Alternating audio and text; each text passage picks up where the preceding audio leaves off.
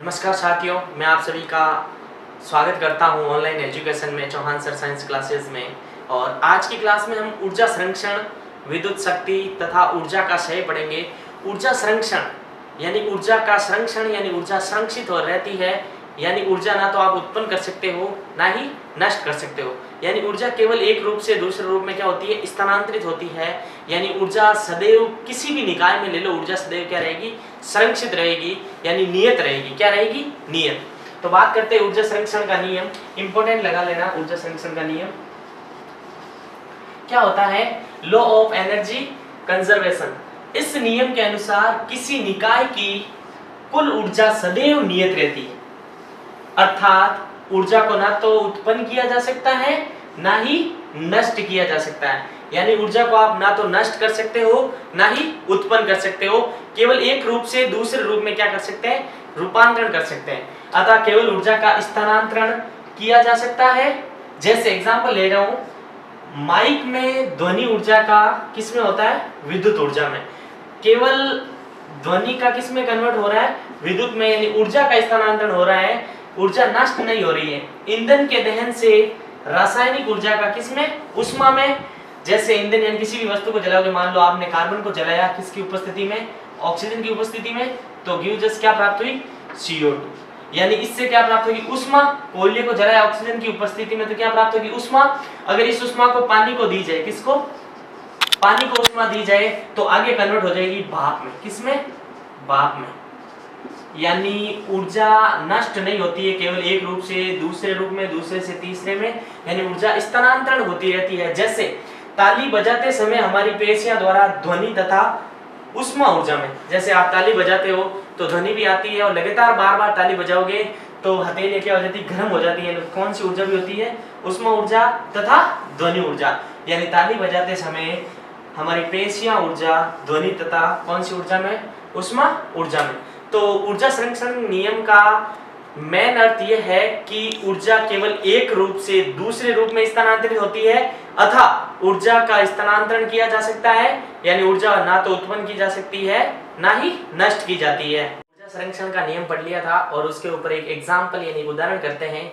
किसके एक उदाहरण लेके, स्प्रिंग का उदाहरण लेते हैं कि स्प्रिंग के द्वारा उनकी स्थितिज ऊर्जा और गतिज ऊर्जा में परिवर्तन शून्य होता है, अर्थात उनकी ऊर्जा क्या रहती है, नियत रहती है। तो मैं स्प्रिंग के लिए ऊर्जा संरक्षण का एक एग्जांपल ले रहा हूं।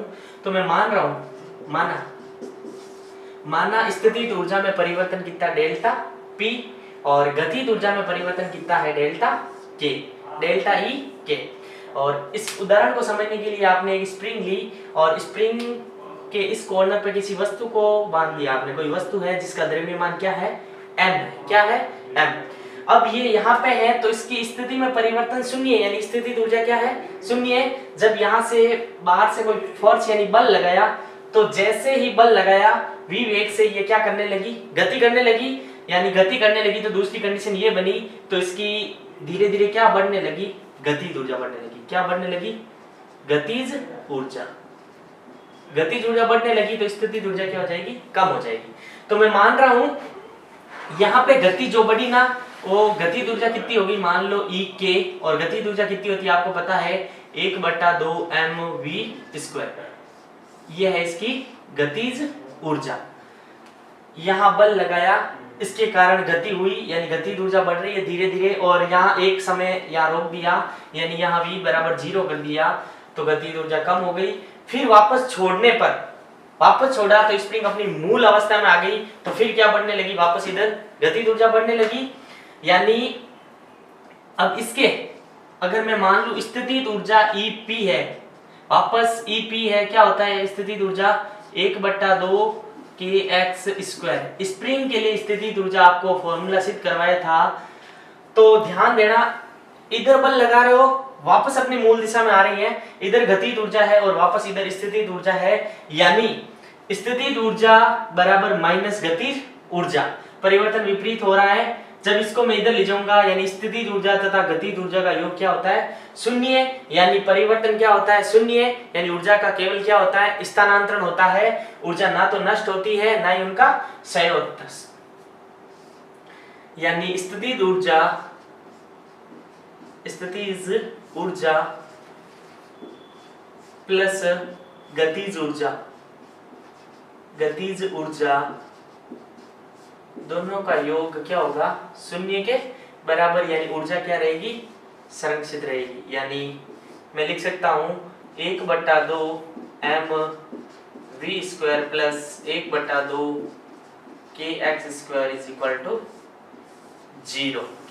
यानी इसी प्रकार EP प्लस EK प्लस इसी प्रकार कुछ उष्मा के रूप में प्लस कुछ घर्षण के रूप में इक्वल क्या रहेगी, नियत, यानी 0 के इक्वल। तो इस प्रकार हमने स्प्रिंग के लिए ऊर्जा संरक्षण का नियम पढ़ लिया, यानी एक उदाहरण के माध्यम से हमने समझ लिया कि ऊर्जा संरक्षण का नियम क्या होता है। ऊर्जा ना तो उत्पन्न की जा सकती है ना ही नष्ट की जा सकती है, केवल एक रूप से दूसरे रूप में क्या की जा सकती है, स्थानांतरित। अध्याय का आखिरी टॉपिक है शक्ति तथा विद्युत शक्ति। तो हम पहले पढ़ते हैं शक्ति यानी पावर। किसी की शक्ति कैसे मापते हैं, यानी वो कितना कार्य करता है और कितना समय लेता है। यानी कार्य करने की दर क्या कहलाती है, शक्ति। यानी आप कितना कार्य करते हो, यानी जितने कम समय में आप कार्य करते हो तो आपकी शक्ति क्या हो जाएगी, अधिक हो जाएगी। और अगर आप समय बहुत ज्यादा ले रहे हो तो आपकी शक्ति क्या होगी, कम होगी। यानी किसी भी कार्य को करने की दर क्या कहलाती है, शक्ति। किसी यंत्र या उपकरण द्वारा कार्य करने की दर क्या कहलाती है, शक्ति। और इसे P से डिनोट करते हैं, यानी पावर, शक्ति। आप क्या कर रहे हो, कार्य, और कार्य कर रहे हो तो क्या लग रहा है, समय। यानी कार्य बट्टा समय। कार्य का मात्रक ऐसा ही मात्रक जूल और समय का ऐसा ही मात्रक होता है सेकंड। तो इसका मात्रक हो जाएगा जूल सेकंड या जूल प्रति सेकंड। जूल प्रति सेकंड को बोलते हैं वाट। जेम्स वाट जिन्होंने भाप के इंजन का आविष्कार किया, उनको याद करते हुए इस शक्ति का मात्रक क्या रखा गया, वाट रखा गया उनकी याद में। यानी शक्ति का मात्रक है वाट। और एक हॉर्स पावर भी है। एक हॉर्स पावर बराबर 746, ये अलग है इससे। एक हॉर्स पावर बराबर 746 वाट। ये आपके कॉम्पिटिटिव एग्जाम में पूछा जाता है, एक हॉर्स पावर कितने वाट के बराबर होता है।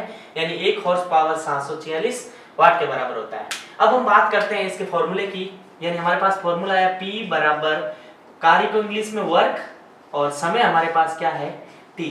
मैं इसको समीकरण 1 नाम दे रहा हूं। क्या दे रहा हूं, 1। और हमें पता है, इधर ध्यान देना, हमें पता है कार्य, इसी चैप्टर में पढ़ा हमने, कार्य बराबर बल गुणा विस्थापन।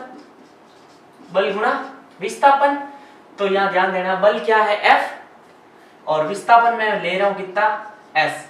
W बराबर क्या हो जाएगा, इसको इक्वेशन क्या दे रहा हूं, second. According to equation first and second we put the value of W in equation first. यानी हम समीकरण 1 में समीकरण 2 से W की वैल्यू क्या करेंगे, यहाँ रखेंगे। तो नई समीकरण प्राप्त होगी हमें, P बराबर W की वैल्यू क्या है, F इंटू S बट्टा T। क्या मैं इसको ऐसे लिख सकता हूं, ध्यान देना आगे, P बराबर F अपनी जगह पे पड़ा इंटू S बट्टा T। यानी यहां थोड़ा और ध्यान देना, S है दूरी या विस्थापन, एक राशि नहीं है, लेकिन दूरी और विस्थापन पूरी तरह से अलग राशियां हैं, सदिश तथा अदिश राशि। एक बार थोड़ा क्लियर कर देता हूं, दूरी क्या है और विस्थापन क्या है। एक सदिश है और एक अदिश है। कैसे, मान लो ये A है, ये घूमता हुआ यहां पहुंचा स्कूल। कहां पहुंचा, स्कूल।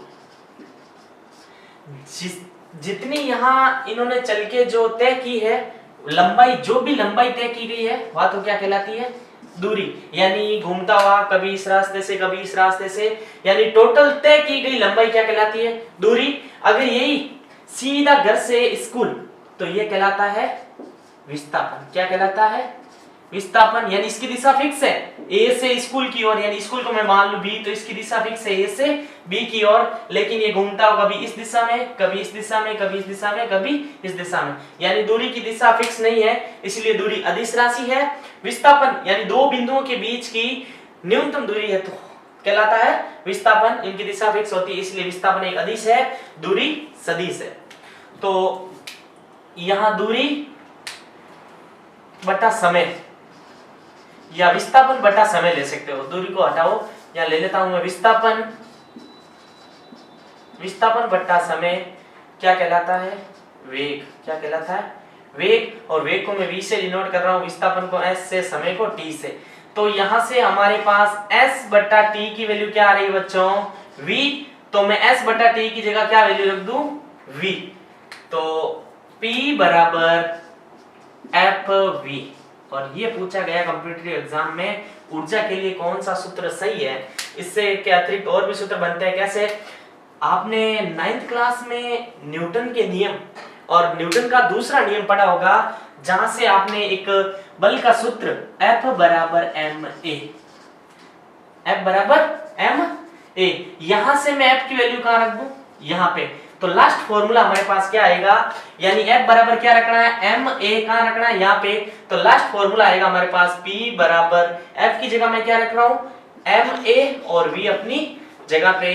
तो लास्ट शक्ति का फॉर्मूला ये भी सही है, आपको ये भी याद रखना है। यहाँ m है द्रव्यमान, a त्वरण और v वस्तु का वेग। तो हमने शक्ति पढ़ लिया और अब हम पढ़ेंगे विद्युत शक्ति।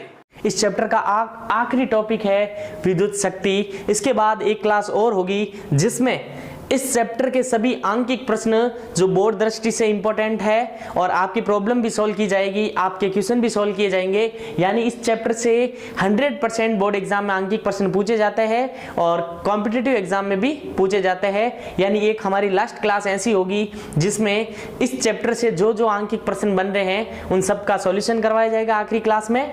तो अब हम बात करते हैं आखिरी टॉपिक की, विद्युत शक्ति। यानी हमारा तात्पर्य, शक्ति से क्या तात्पर्य? हमारा कोई भी व्यक्ति कितना कार्य करता है और कितना समय लेता है वह उस व्यक्ति की क्या कहलाती है? शक्ति कहलाती है। यानी कोई व्यक्ति कम समय में अधिक कार्य करता है तो उसकी शक्ति क्या हो जाएगी? अधिक हो जाएगी। इसी प्रकार यदि कोई व्यक्ति अधिक समय में कम कार्य करता है तो उसकी शक्ति क्या हो जाएगी?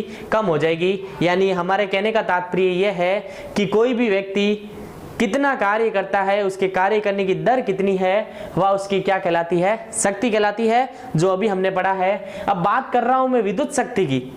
अगर यही चीज किसी विद्युत परिपथ में लागू हो तो वह क्या कहलाएगी? विद्युत परिपथ में लागू हो तो वह कहलाएगी विद्युत शक्ति। यानी किसी विद्युत परिपथ में ऊर्जा के स्थानांतरण से जो भी ऊर्जा के स्थानांतरण की दर होगी वह क्या कहलाएगी? विद्युत शक्ति। तो डेफिनेशन की ओर चलते हैं। किसी विद्युत परिपथ में विद्युत ऊर्जा के स्थानांतरण की दर क्या कहलाती है? विद्युत शक्ति कहलाती है।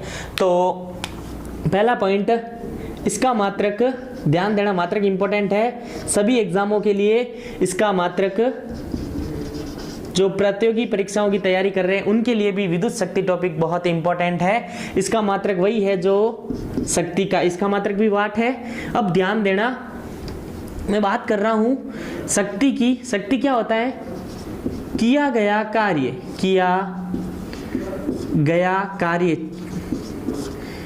अपॉन उसमें लगा समय, उसमें लगा समय। आपने मान लो कार्य किया W, क्या कार्य किया? W, P बराबर W बट्टा और समय लगा आपको T। मैं इसको ले रहा हूं समीकरण 1। तो यहाँ एक कंसेप्ट का उपयोग लेंगे हम जो चैप्टर नंबर 10 विद्युत धारा में पढ़ा है। वो कंसेप्ट तभी समझ में आएगा अगर आप पहले की क्लासें, यानी जो चैप्टर हमारा 10 था विद्युत धारा, उनको देखेंगे, तभी आपको कंसेप्ट समझ में आएगा। विभवांतर क्या होता है, आवेश क्या होता है। तो मैं यहाँ मान रहा हूं, माना ये इंपॉर्टेंट चीज है, माना Q आवेश को ले जाने में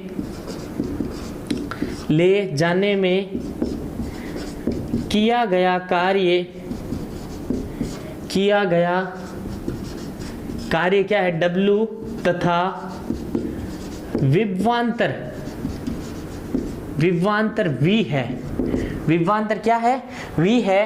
तो हम चैप्टर 10th में जाके देखना, v बराबर मैंने वहां करवाया था w बट्टा q।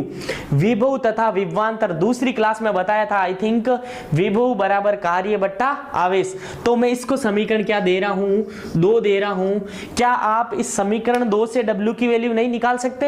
यानी w की वैल्यू हमारे पास क्या आ जाएगी, w बराबर q चला जाएगा गुणा में w बराबर v इंटू q। इसको समीकरण क्या दे रहा हूं, 3।